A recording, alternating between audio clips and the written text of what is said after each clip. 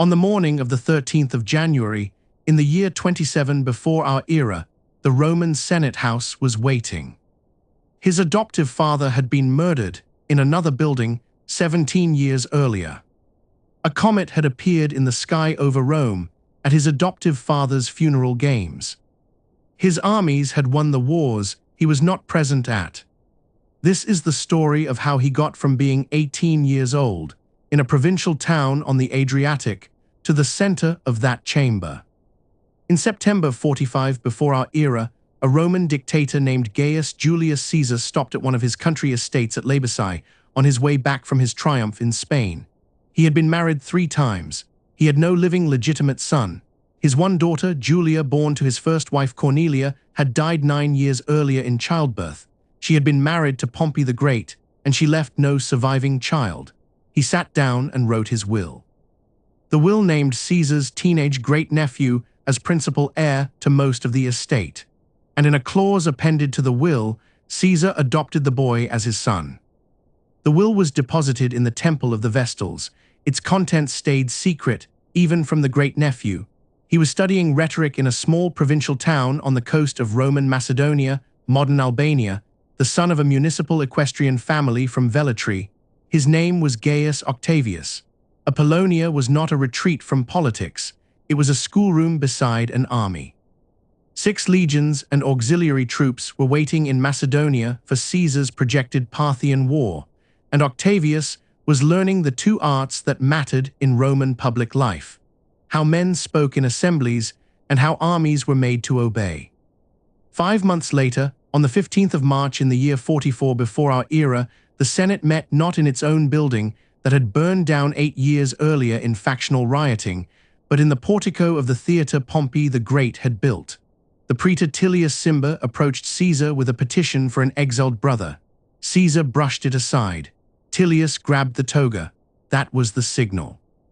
The tribune Publius Servilius Casca Longus made the first cut, low into the back of Caesar's neck. Caesar turned and grabbed the blade with his hand. Then the rest of them came in. There were 23 wounds. Caesar died at the foot of the marble statue of Pompey, the rival he had defeated 4 years before.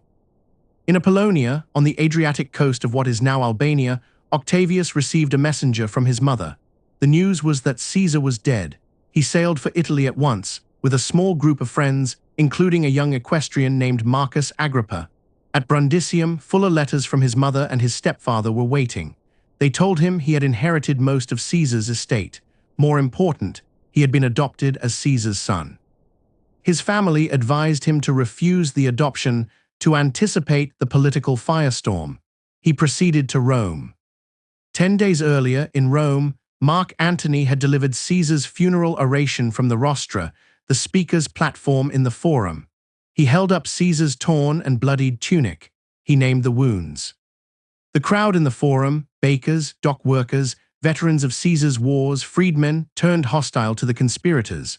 They tore apart the benches of the magistrates' courts. They piled the wood in the open forum and cremated Caesar's body on the spot, in defiance of the funeral procession that had been planned. A poet named Gaius Helvius Cinna, himself a tribune of the plebs, had come to the forum to pay his respects.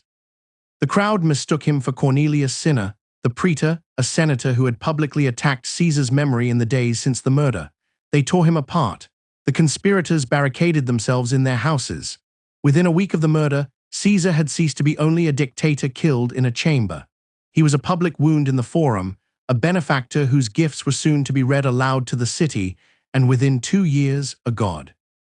Whatever the great-nephew was about to inherit, it was not just a name. Before the will was read, Rome had already made its first compromise with the murder. On the 17th of March, Antony summoned the Senate while Brutus and Cassius remained on the Capitol. The Senate granted amnesty to the assassins and confirmed Caesar's acts, because undoing Caesar's acts would also undo the offices, commands, laws, and land grants by which the state was still standing. A few days later, Caesar's will was read aloud in the forum.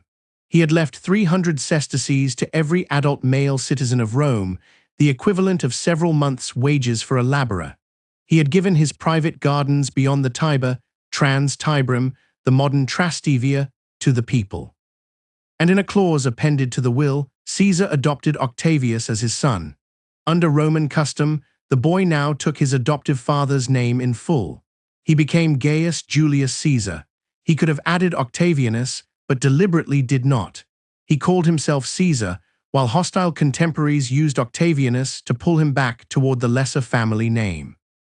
Mark Antony, who had seized the initiative in the days after the murder, summoning the Senate on the 17th of March, and who was about to find himself outmaneuvered by Caesar's teenage heirs, said of him, in a hostile aside that was preserved by later writers, "Et te, o pure, qui omnia nomini debs," and you, boy, who owe everything to a name. In July of the year 44, 4 months after the murder, Octavian held games in Rome. He was 18 years old. He had no public office. He had no senatorial standing. By the conventions of Roman political life, he had no right to convene a public ceremony. He held the games anyway. He called them the Ludi Victoriae Caesaris, games vowed during Caesar's rule to commemorate Pharsalus and Venus Genetrix, which Octavian combined with funeral games in July 44. He paid for the games himself by borrowing against Caesar's estate, which he could not yet legally inherit. The forum itself became the theatre. Temporary stands were fixed onto public buildings. Feasts, performances, beast hunts, and gladiatorial shows were folded into games that ran from the 20th to the 28th of July. Octavian was not merely honoring Caesar's memory. He was turning borrowed money, public space, and a disputed inheritance into a visible claim on the city. It was the first public act of a Roman politician who had not yet been elected to anything. A bright comet appeared in the daylight sky over Rome on the third evening of the games. Modern astronomers have identified a likely candidate in the historical record. Chinese astronomical archives from the period preserve observations of a comet that may be the same event. In Rome, the comet was visible for 7 days. Octavian announced, in public, that this was Caesar's soul ascending to take its place among the gods. In Rome, Mark Antony's consulship was running out. He had spent the months since the funeral steadily losing ground to Caesar's teenage heir. Octavian's funeral games had been more lavish than the official ceremonies Antony had presided over. The comet had been claimed for Octavian's narrative, and in the Senate, Marcus Tullius Cicero had begun to deliver the speeches that would shortly become a campaign to make Antony a public enemy. In early October, Antony left Rome for southern Italy to take command of the 4 legions crossing from Greece. Octavian was already recruiting in the veteran settlements of Campania. The men rallied as much to bounty as to the name Caesar, because the heir was still unknown and Julius Caesar's old bond with his soldiers could not simply be inherited. By the end of November, he was in Cisalpine Gaul, the provincial command the Senate had voted him before the political mood shifted. The command came with the legal authority to keep his legions in arms. 18 months later, on the 1st of January in the year 42 before our era, the Senate formally deified Caesar. He became Divus Iulius, the deified Julius, the first historical Roman formally deified by act of Senate. A temple was authorized on the spot in the Forum where the spontaneous pyre had burned less than 2 years earlier. The temple, begun in 42, would be dedicated by Octavian in 29. And the great-nephew, the testamentary son, the boy who had inherited the name and now also inherited the genealogy, he could now style himself the son of a god, Divi Filius. He was 20 years old. He had been Caesar's heir for less than 2 full years. He was now the son of a god. In Rome, Cicero had begun to fight. Marcus Tullius Cicero, 62 years old, retired from active politics since Caesar's dictatorship, returned to Rome from his villa at Tusculum in late summer of 44. On the 2nd of September, in a meeting of the Senate that Antony did not attend, Cicero delivered the first of what would become 14 speeches against him. He named them, in conscious self-comparison, after Demosthenes' Philippics, the Athenian speeches against Philip of Macedon 3 centuries earlier. The speeches ran from September 44 through April of 43. The second Philippic was the most savage. Cicero never delivered it aloud. He circulated it as a written pamphlet. In it he attacked Antony not as a politician, but as a man, his finances, his marriages, his drinking, his sexual conduct. The speech was political invective in the formal register of Roman oratory, and it set the rhetorical terms of the next 2 decades. The cumulative effect was political. The Senate, which had begun the year unable to coordinate against Antony, came by the spring of 43 to believe that Antony was a public enemy who could be opposed by force. The army that would do the opposing was Octavian's. Cicero, who had once dismissed Caesar's teenage heir as a useful tool, had positioned himself to use that tool. In a letter to his friend Atticus, Cicero wrote of the young Caesar that he was to be praised, raised, and removed. The Latin pun laudandum, ornandum, tolendum was on the verb tolla, which means both to elevate and to do away with. By late May of 43, Decimus Brutus wrote to Cicero reporting that Octavian was repeating the phrase he had heard. In December of 43, when the triumvirs opened the proscriptions, Cicero was the price Antony demanded, and Octavian agreed. Meanwhile, in the Greek East, the men who had killed Caesar were not in hiding. Brutus had crossed to Athens in September of 44, ostensibly to study philosophy. Within weeks, he was raising legions from the Roman garrisons of Macedonia. Cassius had crossed to Syria. By the end of the year, he had extracted funds from the Roman client kingdoms of Asia Minor, from the Greek cities of Cilicia, and from the temple treasuries of Rhodes. By the spring of 43, the men named in the Lex Pedia, the law that would shortly outlaw the assassins of Caesar, had between them 11 Roman legions in the field. These were not symbolic forces. They were the standing armies of the eastern provinces, augmented by levies the liberators had raised on their own authority. The financial extraction the liberators conducted in the east was, by Roman standards, severe. Cassius plundered Rhodes and extracted severe payments across the Greek East after a short siege. He extracted similar payments from the cities of Lycia, from the temple of Artemis at Ephesus, from the Roman tax farmers of Asia. The army that would face the triumvirs at Philippi was paid for by the Greek East. It represented the Roman Republic's last attempt to fight a civil war on its own military and financial terms. In Rome, in the late summer of 43, the Senate passed the Lex Pedia. The law was sponsored by Quintus Pedius, Octavian's consular colleague in the suffect consulship. It formally outlawed the assassins of Caesar. Brutus and Cassius, in absentia, became public enemies of the Roman state. Within 4 months of taking office, Quintus Pedius was dead of stress and overwork. The surviving record says, the civil war had begun before the triumvirate was formed. In the spring of the year 43 before our era, the Senate of Rome made a decision it would shortly regret. It passed the Senatus Consultum Ultimum without yet naming Antony as a public enemy, and gave Octavian, 19 years old, on his own initiative, with 2 legions he had raised from Caesar's veterans' Praetorian Imperium. The Senate did not intend to share power with him.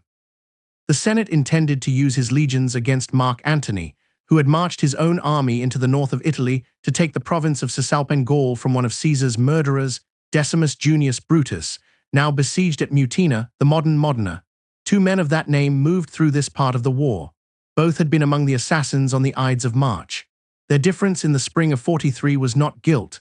Both shared the killing, but location and command. Marcus Junius Brutus was in Macedonia, taking command of the province and its garrison. Decimus Junius Brutus Albinus was in Mutina, blockaded by Antony, after the Senate had confirmed him in Cisalpine Gaul.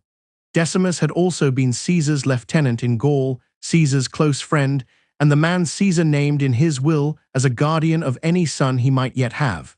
Caesar had trusted him. Decimus had killed him. By the autumn of 44, Antony, Caesar's former consular colleague, his political successor in Rome, had marched on Cisalpine Gaul to take Decimus's province from him by force. The siege at Mutina ran through the winter and into the spring of 43. In 10 months, Caesar's heir had been outmaneuvered into a position where the Senate could ask him to relieve the killer of his adoptive father from the army of Caesar's deputy. The Senate did not ask in those terms. The formal language was emergency power and Praetorian command, a Senatus Consultum Ultimum with a teenager attached to it. In April, 2 consular armies marched north from Rome to relieve the siege. On the 14th of April, near the village of Forum Gallorum on the Via Aemilia, Antony's veterans ambushed the lead column under the consul Gaius Vibius Pansa. The fighting was a confused day of marsh and forest skirmishes. Pansa was struck in the side by a missile and badly wounded. He was carried back to the rear camp. Within a week he was dead. The other consul, Aulus Hirtius, took command of the relieving force. On the 21st of April, in a second engagement near Mutina itself, Hirtius forced Antony's lines and broke the siege of Decimus Brutus. Hirtius died in the assault, struck down in the captured camp. By the end of the day, both consuls of the year 43 were dead. Antony withdrew west across the Apennines on the night of the assault, with what remained of his legions, and marched into Transalpine Gaul to join the legions of Lepidus. The senatorial victory was a senatorial catastrophe. The Senate had begun the year wanting Antony out. It now had Antony loose in the western provinces, with the legions of Lepidus's command behind him, 2 dead consuls, no senatorial general, and a teenage Caesar in arms whom the Senate itself had armed. In the months that followed the battle, the Senate tried a series of legal compromises. They voted Decimus Brutus a triumph for holding out at Mutina. They voted a public thanksgiving to the dead consuls. They offered Octavian an ovation. When he asked for the consulship he believed he had earned, they refused. When he asked for an extension of his command, they refused. When he sent a delegation of centurions to Rome to demand the consulship in his place, the Senate dismissed them. By the end of July, the legions Octavian commanded, Caesar's veterans, Antony's deserters who had come over after Mutina, and the consular forces of the dead Hirtius and Pansa whose officers Octavian had absorbed, were a single army. The army that had fought against Antony for the Senate 6 months earlier was now serving Caesar's heir alongside Antony's own veterans. The Senate had created a constitutional fact it had not anticipated. The constitutional fact had legions. The Senate, with no consuls and no army of its own, was now wholly dependent on the legions of Caesar's heir. It chose this moment to snub him. It dispatched a triumph to Decimus Brutus, Caesar's murderer, now a victorious general, and a public thanksgiving to the dead consuls. To Octavian, the Senate offered an ovation, a lesser honor, and refused to extend his command. Octavian asked for the consulship. The Senate refused. By the late summer of 43 before our era, the Senate had authorized Octavian to raise legions and had then refused to keep its part of the bargain. The legions were his. Octavian marched on Rome. Some 8 legions came with him. The Senate yielded. He was elected consul on the 19th of August in the year 43 before our era. He was 19 years old. He took the consular oath at the Temple of Jupiter on the Capitoline. The Senate watched. His first official act as consul was to repeal the amnesty granted to the conspirators in the days after Caesar's murder. His second was to establish a court outside the regular legal system that condemned the assassins of Caesar in absentia. He was now both the lawful consul of Rome and the testamentary son of a god, prosecuting the men who had killed his adoptive father. In November 43, Octavian met Antony and a third man, Lepidus, the chief pontiff, on a small wooded island in the river Lavinius near Bononia. For 3 days they negotiated. What the 3 triumvirs traded on the island was not legal authority. They had already agreed to that. What they traded was names. Antony named Cicero. Lepidus named his own brother Lucius Aemilius Paulus, who had spoken against him in the Senate. Octavian named Cicero's nephew, a man who had been Caesar's officer in Gaul and had then come over to the assassins. Each of the 3 men gave up one named relative or political associate to secure the other's lists. The historical record, preserved by Plutarch in his Life of Antony, transmitted through Appian and Cassius Dio, names the trades by name. They emerged with a formal mandate from a compliant assembly in Rome, the Triumviri Rei Publici Constituendi, the 3-man commission for the restoration of the Republic. The mandate ran for 5 years. They had the power to make laws without consulting the Senate. They had the power to draw up lists. The lists were not the beginning of the killing. As the triumvirs moved south from Bononia, soldiers went ahead of them with names already in hand. A dozen prominent men were marked before the boards appeared in the Forum, and the panic began in the houses of Rome before it became a public document. In late November 43, the triumvirs posted their first lists in the Forum. The posted name removed the law from the body. A proscribed man could be killed by soldiers, informers, rivals, or anyone willing to bring proof to the triumviral office. The proof was the head, and the payment was a share of the dead man's property. The head was then fixed to the rostra, where Roman speeches had once made reputations. Dio does not make the proscriptions a simple catalogue of betrayal. He says some men were ruined by their most intimate friends, and some were saved by their enemies. Some who betrayed masters or friends were punished, while others were honored. He then gives the case of a slave who hid his master in a cave, changed clothes with him when pursuers closed in, and died in his place. Dio preserves a second loyalty story for Cicero's brother Quintus. Quintus's son hid him and kept silent under torture when the killers tried to force out the hiding place. When Quintus learned what was being done to the boy, he came out and surrendered himself. The proscriptions generated betrayal stories, but this one was preserved as the opposite, loyalty made visible by the machinery of reward.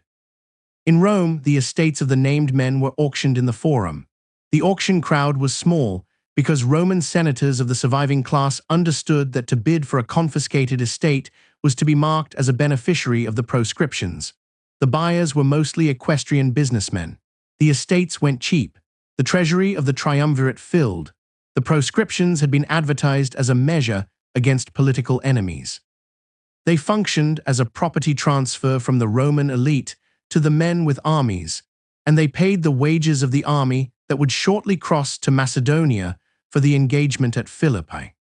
Among the named was Marcus Tullius Cicero, age 63. Cicero, who in the months after Caesar's murder had delivered 14 speeches against Antony, the Philippics, calling him a public enemy. The triumvirs killed him at Formiae on the 7th of December. His head was nailed to the rostra in the Forum. His right hand, the hand that had written the Philippics, was nailed beside it. Historian Cassius Dio, writing 2.5 centuries later, reports, in the hostile tradition that ran from the triumviral period into the empire, that Antony's wife Fulvia took a hairpin from her hair and pierced Cicero's tongue with it. The anecdote is suspect. It survives in the record because it is too useful to discard. By the time the proscriptions wound down in the spring of 42, more than 2,000 men were dead. The triumvirs had raised the cash they needed to pay their armies. In the autumn of 42, the triumvirs crossed the Adriatic to face the army of Brutus and Cassius, who held the line of the Via Egnatia in eastern Macedonia. The armies fought twice, 3 weeks apart, on the plain of Philippi. In the first engagement, Octavian was sick. His camp was overrun by Brutus's wing. His litter was found by Brutus's soldiers, stained with blood. Rumor spread that he was dead. He was not dead. He had been carried away. In the same engagement on the other wing, Antony broke Cassius's line. Cassius, on incomplete intelligence, believed Brutus had been defeated. He killed himself in his tent. On the night before they had crossed the strait into Europe, Brutus and Cassius had met one last time at Sardis in Western Asia Minor. It was the autumn of 42. In the surviving record, preserved by Plutarch a century and a half later, Brutus was reading in his tent late at night when a figure appeared in the doorway. The figure was tall. Brutus could not see its face. Brutus asked who it was and what it wanted. The figure said, "I am your evil genius, Brutus. You shall see me at Philippi." Then it was gone. Plutarch reports the story as Brutus's own. Whether the apparition was an actual apparition, or a dream, or a literary embellishment of a true Roman superstitio Brutus was known to take seriously, the surviving record cannot tell us. Plutarch reports it because Brutus told it. The army that would face the triumvirs had marched west from Sardis the next morning. 3 weeks later, Antony forced the second engagement. The triumviral line held. Brutus's army broke. That night, Brutus killed himself on his sword. He was found by his friends in the morning. Plutarch preserves the last line in the surviving record, a line from Greek tragedy that Brutus is said to have quoted as the sword went in. The line is attested only in Plutarch, writing a century and a half later. The men who had killed Caesar were dead. 23 months after Caesar's murder, the men who had murdered him were dead, in exile, or in flight. In the years that followed Philippi, the empire was carved into 3. Antony took the east, Greece, Asia, Egypt. Octavian kept Italy and Spain. Lepidus held Africa on sufferance. The division was not a map drawn for balance. Octavian returned to Italy to find land for discharged soldiers, while Antony remained in the eastern Mediterranean to keep the provinces loyal and extract the money the triumvirate needed to pay troops and fund the land distribution. Octavian married Livia Drusilla on the 17th of January in the year 38 before our era. She was 20. She was 6 months pregnant by her then-husband, Tiberius Nero. Tiberius Nero gave her away at the wedding. This marriage would last 52 years. Earlier, Antony's wife Fulvia and Antony's brother had risen in revolt against Octavian. Agrippa, then 22, had besieged them through the winter at the hill town of Perusia. The siege left, in the archaeological record, the Glandes Perusini, the sling bullets of Perusia, lead pellets cast for use in the slingers' kits of the besieging army. Dozens have survived in and around modern Perugia. The lead bullets were not mute objects. Some carried messages into the city along with the impact, including one taunt aimed at the hunger inside the walls. You are starving and pretending otherwise. Others aimed obscenity at bodies by name. The siege survives not only as strategy, but as small lead speech. The town surrendered after the food ran out. Fulvia died on her way to meet Antony in Greece. The two triumvirs reconciled at Brundisium in the autumn of 40 before our era. Antony married Octavian's sister, Octavia, to seal the pact. By the late 30s, Sextus Pompeius Magnus Pius, son of Pompey the Great, who had been killed at Pharsalus 13 years earlier, controlled Sicily and the western Mediterranean grain routes. He had been raised on his father's flight from Caesar, his father's death in Egypt, his mother's exile. He had built a private fleet in Sicily, taken Sardinia, taken Corsica, and made himself the master of the grain that fed the city of Rome.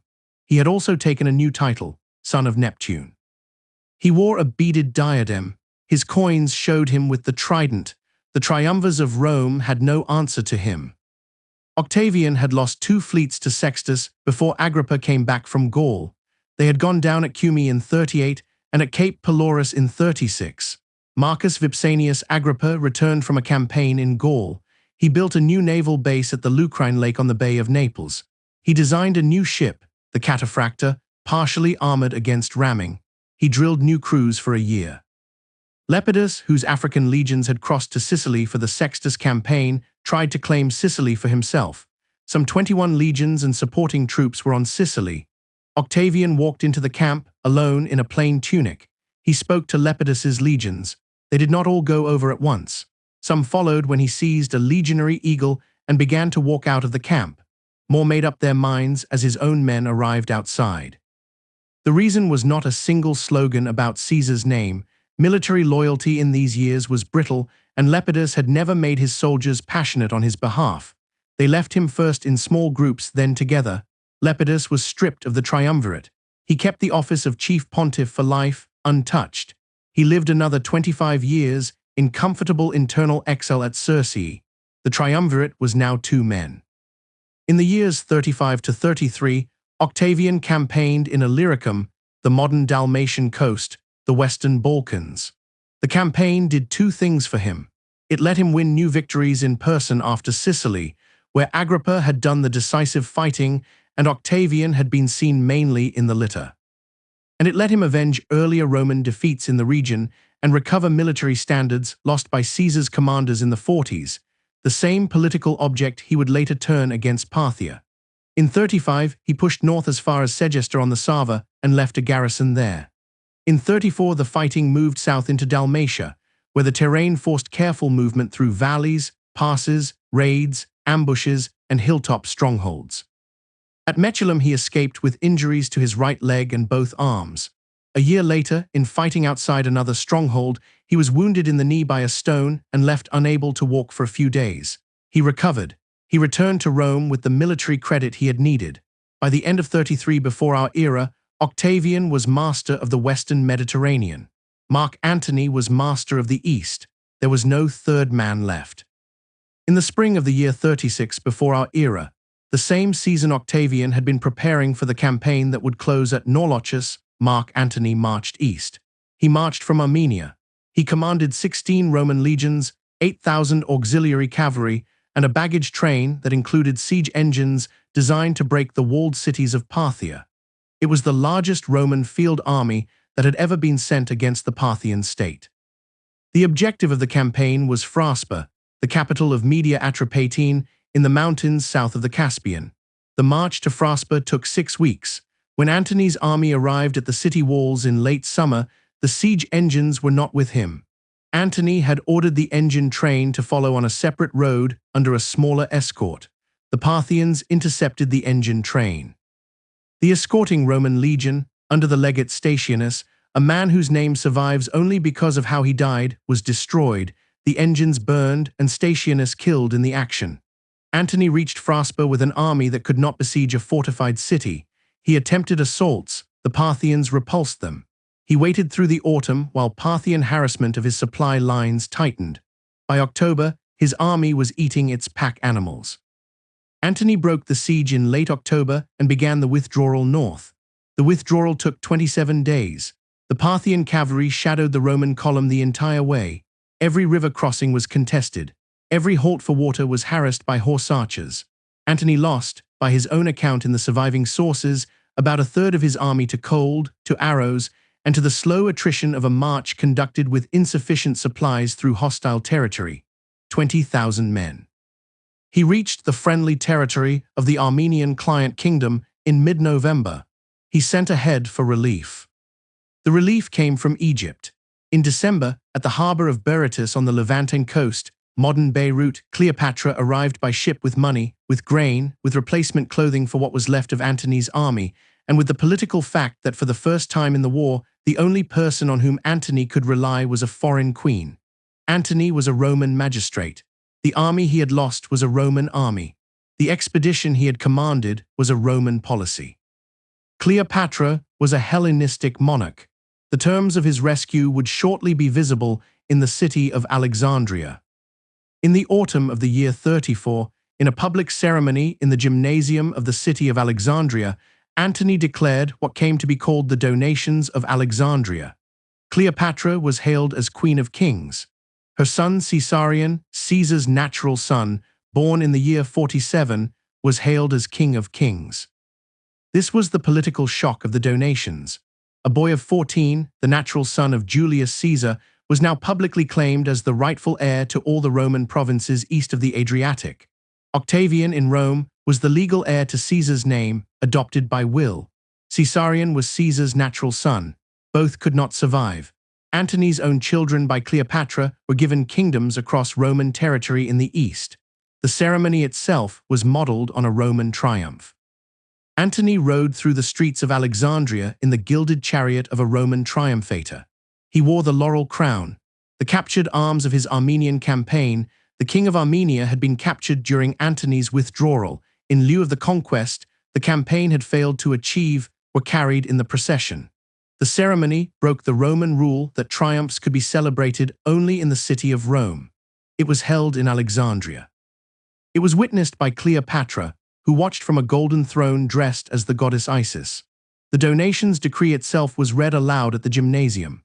Cleopatra herself was confirmed in possession of Egypt, of Cyprus, and of Cilicia, the southern Levant. Alexander Helios, age 6, was crowned king of Armenia and of the lands east of the Euphrates, Media and Parthia, territories Antony did not control, in the case of Parthia did not even border. Ptolemy Philadelphos, age 2, was crowned king of Phoenicia, Syria and Cilicia, Roman provinces. Cleopatra Selene, the twin sister of Alexander, was crowned queen of Cyrenaica, a Roman province. Caesarion was hailed as king of kings, with his mother as queen of kings. A Roman triumvir had given Roman provinces to the children of a foreign queen. Octavian did not immediately force open conflict over the donations. Roman client kingship precedents made the legal attack less simple than the political one, but the political grounds were everywhere. In Rome, in the spring of the year 32, Antony divorced Octavian's sister Octavia by formal letter from Alexandria. Octavia, at this point still in Antony's house in Rome, left it on receipt of the letter, taking her children, including Antony's own daughters by her, and went home to her brother. The propaganda war began. Octavian fed Rome accusations of Eastern luxury, royalist ambition, and a Roman magistrate ruling as a Hellenistic king.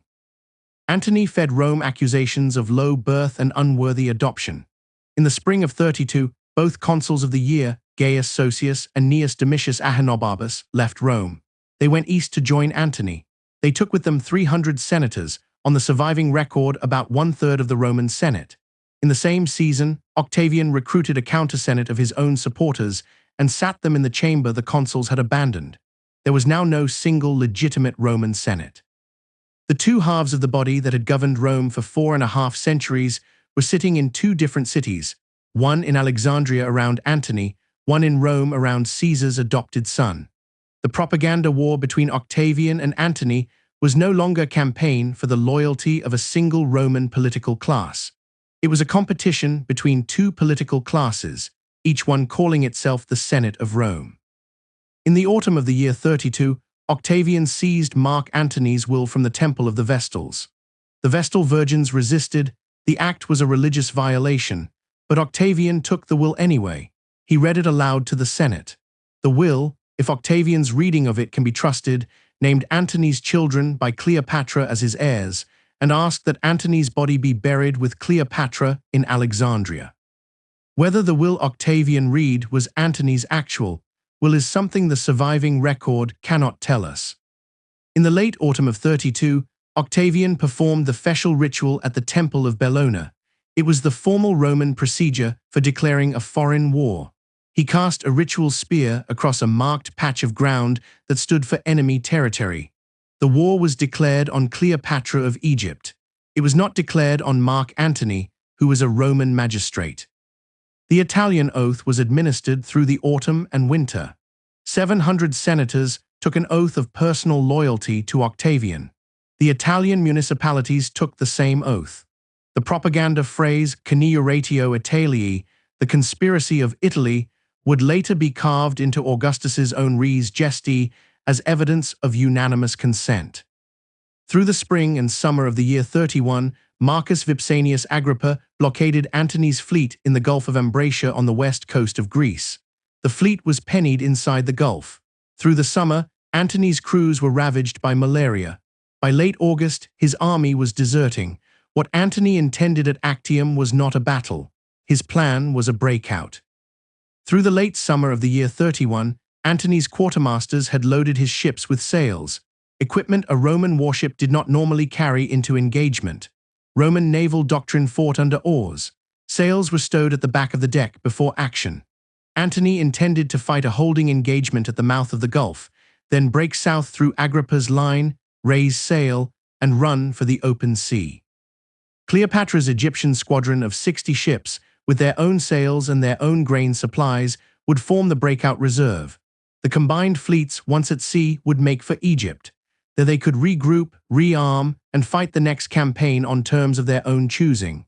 Agrippa understood this from the moment Antony's sails were sighted. The Roman fleet's task was not to destroy Antony at sea. The Roman fleet's task was to keep him pinned long enough that his soldiers and sailors would understand they were being abandoned. On the morning of the 2nd of September in the year 31 before our era, Antony's fleet sailed out of the Gulf to engage. Agrippa commanded the Roman fleet. Octavian was on his flagship, but the campaign was Agrippa's. Antony's heavy galleys had their masts and sails on their decks. The fleet was prepared to break for the open sea, not to fight a set engagement. The battle began in the late morning. In the mid-afternoon, Cleopatra's squadron of 60 Egyptian ships broke through the center of Antony's own line, set sail, and ran south for the open sea. Antony, on his flagship, broke off, transferred to a smaller ship and followed her. The remaining naval resistance collapsed. The army ashore, 19 legions camped along the Ambracian shore, surrendered within the week. The war was effectively over. In the summer of 30 before our era, Octavian crossed into Egypt. Antony's army deserted to him on the approach to Alexandria. Antony had ordered his freedman Eros to kill him. Eros drew his sword, turned it on himself, and died at his master's feet. Antony, in the surviving record, reproached himself for being slower than his freedman. He fell on his sword. He did not die at once. He was carried, dying, to Cleopatra, who had barricaded herself in her own mausoleum. The two of them died apart, in the same building, within a day of each other. Octavian arrived at the mausoleum. Cleopatra was taken alive and held under guard in her own mausoleum. Plutarch, writing a century and a half after the events, preserves a description of Cleopatra's last interview with Octavian. Cleopatra had been brought, under guard, from the mausoleum to the royal apartments. She was 39 years old. She had been queen of Egypt for 21 years.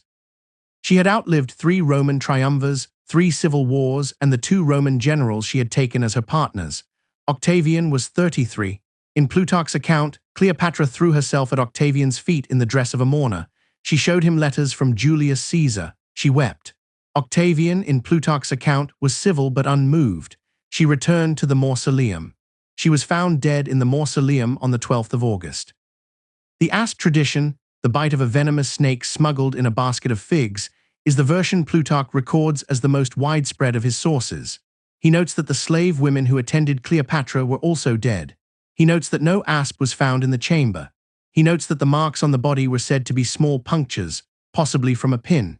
He notes that the Roman officers who examined the body could not agree on whether the marks they saw were puncture wounds at all. The cause of her death is what the surviving record cannot tell us. The political fact is what it can. The last Hellenistic monarch of the Mediterranean had ended her own life rather than walk in a Roman triumph. The dynasty that had ruled Egypt for 280 years was over. Caesarion, Caesar's natural son by Cleopatra, age 17, who had been hailed as King of Kings, was taken. The surviving record says Octavian had him killed.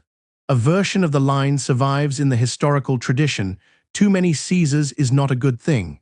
Antony's eldest son, Antylus, was also killed. Egypt did not become a Roman province in the standard sense. Octavian kept it under his personal control, attached to him personally. It would be governed by an equestrian prefect, never by a senator, and Roman senators would be forbidden from entering it without his personal permission. The first prefect was Cornelius Gallus, an equestrian poet from southern Gaul. The grain of Egypt would flow to Rome under Octavian's personal guarantee, not under senatorial command. The Egyptian money mattered less as glitter than as settlement. After Actium, the legions still had to be paid and discharged, including Antony's men who had come over. Octavian intended to give farms without creating another round of Italian dispossession on the scale that had followed Philippi. Land could be bought where possible, and compensation could be paid where it was not. Substantial quantities of wealth taken from Egypt and the eastern provinces also left the state treasury in healthy condition. In August of the year 29, Octavian returned to Rome. He celebrated a triple triumph over 3 days, for Illyricum, for Actium, for Egypt. He rode on the triumphal chariot through the Forum and up to the Capitol. On a day in late August, Octavian closed the doors of the Temple of Janus in the Forum. By Roman tradition, the doors of that small temple stood open whenever Rome was at war. They had stood open for 2 centuries. The closing of the doors was the formal declaration that the Roman peace had begun. In the spring of the year 28 before our era, Octavian, who was now consul for the 6th time, holding office with Agrippa, conducted a revision of the Senate roll. Roman senators are not, strictly speaking, appointed. The roll is maintained by the censors, who add and strike names according to rules about wealth, age, and conduct. There had been no censors since the murder of Caesar.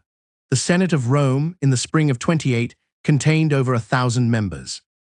It had been inflated through 14 years of triumviral favors, military rewards, political bribes, and the inclusion of equestrians and freedmen whose names had been added by Caesar, by Antony, by Lepidus, and by Octavian himself. The restoration could not begin with that roll untouched. Wallace Hadrill treats the settlement as a long process across 28 and 27, and the first year's signals were deliberately procedural. Citizen census, consuls remaining in Rome, alternating fasces, fewer lictors, and the repeal of unconstitutional triumviral laws where it suited Octavian to repeal them.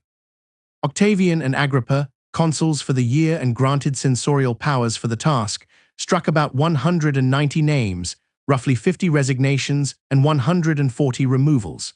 They published the names of those struck. They did not publish the criteria. The men removed included senators known to have supported Antony, those who had survived to come home, but also senators whose loyalty to Octavian was not in question. The political logic of the purge was not, in every case, faction. The Senate that remained was smaller, but still larger than the sullen 600. That further reduction would come 10 years later. In the autumn of 28, a temple was dedicated on the Palatine Hill. The temple was to Apollo. The Apollo who received the temple was the Action Apollo, the patron deity of the engagement off the coast of Greece 3 years earlier. The temple stood next to the modest house Octavian had bought before the war, on the Palatine slope above the Forum, and was connected to it by a portico. Inside the precinct was a Greek library, the first public Greek library in Rome, and an audience hall the Senate would later be invited to meet in. The political message was visible in the architecture. The god who had granted victory at Actium had taken up residence next to the house of the man who had received the victory. A silver denarius was struck within a year. On its reverse was a single sentence carved around the rim, legs et iura populi Romani restituit. The 4 words of that sentence are the legal architecture of what the Roman Republic was. Legs, the laws, the formal enactments of the assemblies, the statutes inscribed on bronze in the Forum. Iura, the rights, the body of customary entitlement that attached to a Roman citizen by birth. Populi Romani, of the Roman people, the citizenship that defined membership in the political community. Restituit, he restored, in the perfect tense, the action accomplished. The coin claims, in 4 words, that the laws of the Roman people, which had been abolished or suspended through 14 years of triumviral emergency rule, were now in force again. Whether the laws had been restored, or whether the claim itself was the act of restoration, was something the Roman political class would shortly be required to decide. A silver denarius had already made the claim in metal. The coin began to circulate, carrying the claim that restoration had happened before the Senate was asked to recognize what restoration would mean. 18 months passed. The legions were still his. The provinces were still his. The Senate continued to meet as if nothing had happened. On the morning of the 13th of January, in what we would later call the year 27 before the Common Era, the Senate House was waiting. The reduced, still crowded Senate was inside. The record does not need a plain white toga to make the mourning visible. The ceremony gave Rome a new grammar of objects, laurels on the doorposts of his house, a civic crown above the entrance, and a golden shield set up in the Curia Julia. The honors said that power had been returned. Their placement said, where power could still be found. The doors of the Curia Julia opened.